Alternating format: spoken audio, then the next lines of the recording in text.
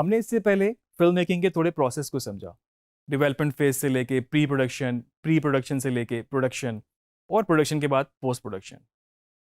Post production में भी बहुत सारे आपके पास और भी कैटेगरीज हैं। वीडियो एडिटिंग इसमें इसका एक पार्ट है। वीडियो एडिटिंग के बारे में थोड़ा सा और हम जानते हैं।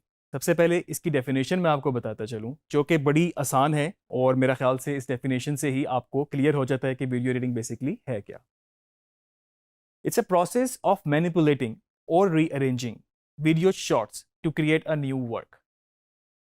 इस डेफिनेशन का मतलब मैं आपको थोड़ा सा बताता चलूं कि एक ऐसा प्रोसेस जिसमें आप अपने शॉट्स को, जो भी आपके पास एसेट्स हैं, उनको इस तरीके से रीअरेंज करते हैं, इस तरीके से मैनिपुलेट करते हैं कि आप उसमें से एक नया काम निकाल सकते हैं। जितना भी फिल्म किया हुआ मटेरियल आपके पास आता है, या आपने खुद उसको शूट किया हो अपने मोबाइल से, डीएसएलआर से, कैमरा से, या जिस तरह से भी बड़े फिल्म कैमरा से, जब आपके पास एडिटिंग के लिए आता है तो उसका सीक्वेंस एक अपने ही स्टाइल में शूट हुआ होता है, जिस सीक्वेंस में उन्होंने किया होता है अपने शूटिंग स्केड्यूल की वजह से। अब आपको उसमें से उन शॉट्स को, उन विजुअल्स को इस तरीके से रीअरेंज करना होता है, या उनको इस तरीके से मैनिपुलेट करना होता है, और आप उसमें से एक नया काम जो कि आपकी स्टोरी टेलिंग पे पूरा उतरता हो, वो उसमें से आप निकाल लेते हैं। इनिशियली हमारे पास 3 टाइप्स हुआ करती थी, जिसमें film splicing, linear editing, non linear editing शामिल थी। लेकिन आजकल लाइव ब्रॉडकास्ट के दौर में एक कैटेगरी में समझता हूँ और ऐड हो गई है, जो कि है लाइव एडिटिंग। तो सबसे पहले हमारे पास थी फिल्म स्प्लाइसिंग। फिल्म स्प्लाइसिंग बिल्कुल ही अर्ली टेक्निक थी एडिटिंग की। अगर आप लोगों को याद हो कि फिल्म की एक रील आपने कभी देखी हो, जो कि आपके पास छोटे जो फोटोग्राफी वाले कैमरा होते थे, उसके अंदर भी वो आपके पास रील डलती थी। तो बेसिकली फिल्म जब रिकॉर्ड शुरू हुई तो वो उसी फिल्म के ऊपर ही रिकॉर्ड होती थी, जिसको हम फिल्म बोलते हैं, सेलुलॉइड की वो रील होती है। और इनिशियली क्या होता था कि जब वो रिकॉर्ड होती थी, वो डेवलप होती थी, और जो एडिटर होते थे वो उनको बिल्कुल फिजिकली इस तरह से देख के कैंची के साथ कट करते थे, और साथ में जो दूसरा शॉट उनको चाहिए होता था उसको भी इस तरह से प्रीव्यू करके, कट करके, 2 शॉट को आपस में जोड़ दिया करते थे। अगर आपको याद हो पुरानी अर्ली डेज की जो बिल्कुल फिल्में थी, उसमें आपको थोड़ी सी डस्ट भी नज़र आएगी, आपको उसमें थोड़े से कुछ पार्टिकल्स भी नज़र आएंगे, कुछ उसमें आपको कुछ हेयर्स नज़र आएंगे इस तरह से।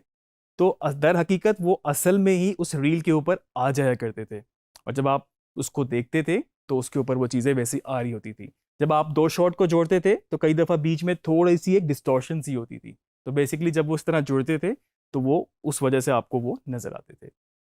फिल्म स्प्लाइसिंग थोड़ी सी मज़ीद बेहतर होती चली गई। इसके लिए मशीनरी आ गई जिसमें आप प्रीव्यू कर सकते थे, आपके पास कंट्रोल बेहतर आ गए। कुछ कंपनीज ने, मूवीओला एक बेसिक मैं आपको नाम बताऊं, वो 1924 में बनाया गया, जिसमें आप उसको अच्छे तरीके से प्रीव्यू कर सकते थे, और जिस पॉइंट पे चाहते थे कट लगा के आप उसको जोड़ सकते थे। और उसके साथ साथ और भी मशीन्स आती गई, सिस्टम्स आते गए, जिसकी वजह से फिल्म स्प्लाइसिंग आसान हो गई। फिल्म स्प्लाइसिंग अभी भी किसी हद तक कायम है, लेकिन वो थोड़ी सी मॉडर्न हो गई है। अगर फिल्म पे शूट किया हुआ मटेरियल होता है तो वो डिजिटाइज होता है, और उसके बाद डिजिटाइज तरीके से वो फिर नॉन लीनियर एडिटिंग स्ट्रक्चर के अंदर एडिट होता है। उसको डिजिटाइज करने के लिए बहुत डिफरेंट किस्म की बड़ी बड़ी मशीनरी, बड़ी बड़ी सर्वर्स इन्वॉल्व होते हैं, जो कि काफ़ी टाइम टेकिंग और कॉस्टली प्रोसेस है। सेकंड मैं बात करूं अगर लीनियर एडिटिंग की। लीनियर एडिटिंग अपने दौर में एक बहुत बड़ा रेवोल्यूशन था। लीनियर जिस तरह नाम से ही आप समझ सकते हैं, होता क्या था कि वो लीनियर ही होता था। आप एक सीक्वेंस से उसको एडिट कर सकते थे, आप उसको बीच में जब कुछ चीज़ इंसर्ट नहीं कर सकते थे किसी भी पॉइंट पे, या आप उसको इस तरह से नॉन लीनियर लेके नहीं जा सकते थे। तो लीनियर सेटअप बेसिकली होता क्या था, आपके पास एटलीस्ट एक सोर्स प्लेयर और एक सेकंड प्लेयर जो कि उसको रिकॉर्ड कर सकता हो, वो होना सबसे बेसिक सेटअप था उसका। और उसके बाद आपके पास एक ऐसा कंट्रोलर जिससे आप उस सोर्स को प्ले करके अपने रिकॉर्डर में रिकॉर्ड कर सकें। अब वो सोर्स एक से ज़्यादा भी इन्वॉल्व होते थे। कई जगह पर हमने देखा है कि 4-4 प्लेयर्स भी इन्वॉल्व हैं।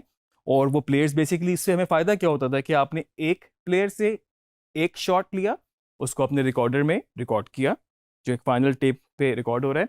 फिर आपके पास एक दूसरा कैमरा था मे बी उस शूट पे, आपने दूसरे सोर्स से शॉट लिया और उसके बाद आपने उसको रिकॉर्डर में रिकॉर्ड किया, और अगर तीसरा है इसी तरह तीसरा। और सबसे बड़ा जो इसका एक ड्रॉबैक था वो ये था कि वो एक ही सीक्वेंस में, एक ही ऑर्डर में, लीनियर स्ट्रक्चर में आप इसको रिकॉर्ड कर सकते थे। अगर मूवी के बीच में या फिर एंड पे अगर आपको कोई नई चीज इंसर्ट करनी हो, या किसी सीक्वेंस को उठा के आपको, किसी सीन को उठा के आपको आगे या पीछे करना हो, तो वो पॉसिबल उस तरह से नहीं था, क्योंकि आपको इंसर्ट कर नहीं सकते थे, आप उस पर जस्ट उसको रिमूव करके ही आगे काम चला सकते थे। थर्ड टाइप पे हमारे पास हमारी सबसे मेजर एडिटिंग जो कि नॉन लीनियर वीडियो एडिटिंग कहलाती है, मैं उसकी बात करूंगा। नॉन लीनियर वीडियो एडिटिंग के आने के बाद बिल्कुल फिल्म मेकिंग की स्ट्रक्चर बदल गया, बहुत सारी चीज़ें आपके लिए आसान हो गई, किसी भी पॉइंट पे जाके चेंज करना आसान हो गया, आप किसी भी पॉइंट पे जाके नया शॉट, नया सीन, नया सीक्वेंस इंसर्ट कर सकते थे, या आप किसी भी चीज़ को उठा के आगे पीछे कर सकते थे। अर्ली 90s में बेसिकली आपके पास नॉन लीनियर एडिटिंग आई, और उसमें आपके पास पीसी इन्वॉल्व हो गए, सिस्टम कंप्यूटर इन्वॉल्व हो गए, आपके पास सॉफ्टवेयर इन्वॉल्व हो गए, आपके पास कुछ हार्डवेयर इन्वॉल्व हो गया, और जो टेप्स पे थी वो कुछ डिजिटल तरीके से उसको आपने एडिटिंग करना शुरू की। जो टेप थी वो भी, उनमें भी कुछ एवोल्यूशन हुई, कुछ डिजिटल की तरफ गए, यूमेटिक, बीटा, उसके बाद डीवीज वगैरह पे गए। तो बेसिकली होता क्या था कि आपके पास अगर एक सोर्स में आपके पास मटेरियल है, आपके जो एसेट्स हैं, उसको आपने अपने सिस्टम में पहले डिजिटाइज करना है या कैप्चर करना है, जिस तरह के हम जान चुके हैं एक्वायर का एक प्रोसेस होता है पूरा, और उसके बाद आपके पास एक सॉफ्टवेयर होना ज़रूरी है, और उस सॉफ्टवेयर पे आपके पास टाइमलाइन है, आपके पास प्रोजेक्ट विंडो है, आपके पास सोर्स विंडो है, जो कि आगे जाके हम डिटेल में देखेंगे। तो इस सब चीज़ों के बाद बेसिकली आपके पास कंट्रोल बहुत बेहतर हो गए। आप किसी भी पॉइंट पे इफेक्ट्स भी ऐड कर सकते थे, आप ऑडियो के साथ भी ट्रीटमेंट कर सकते थे, टेक्स्ट ऐड कर सकते थे, तो सारी बेसिकली आपके पास सारा सोल्यूशन पोस्ट प्रोडक्शन का आपके पास नॉन लीनियर वीडियो एडिटिंग के अंदर आ गया। चौथी टाइप जिसकी मैंने आपसे बात की वो है लाइव एडिटिंग। तो लाइव एडिटिंग क्या है कि आपके पास, अगर मैं एग्जांपल दूं, एक टॉक शो है और उस टॉक शो में 3 से 4 कैमरास लगे हुए हैं और आप वो लाइव देख रहे हैं। अब उस लाइव टॉक शो में जब एक होस्ट बात करता है, जब एक एंकर बात करता है, तो उसका कैमरा कट हुआ है, और जब वो गेस्ट बात करेगा तो लाइव में ही वो आपके पास सेकंड कैमरा कट हो गया। तो बेसिकली लाइव एडिटिंग में आपके पास कुछ और फर्दर हार्डवेयर इन्वॉल्व हो गया, जिसको हम कह सकते हैं हमारे पास एक विजन मिक्सर ऐड हो गया। ठीक है, विजन मिक्सर में बेसिकली क्या होता है, हमारे पास कुछ सोर्स होते हैं। अगर हमारे पास 4 कैमरा इन्वॉल्व हैं तो हमारे पास 4 कैमरों के डिफरेंट सोर्स होगी, और जस्ट एक बटन के प्रेस करने से वो वहां पर एडिट हो जाएगा, या फिर आप कह लें आप उस कैमरे को स्विच कर लेंगे।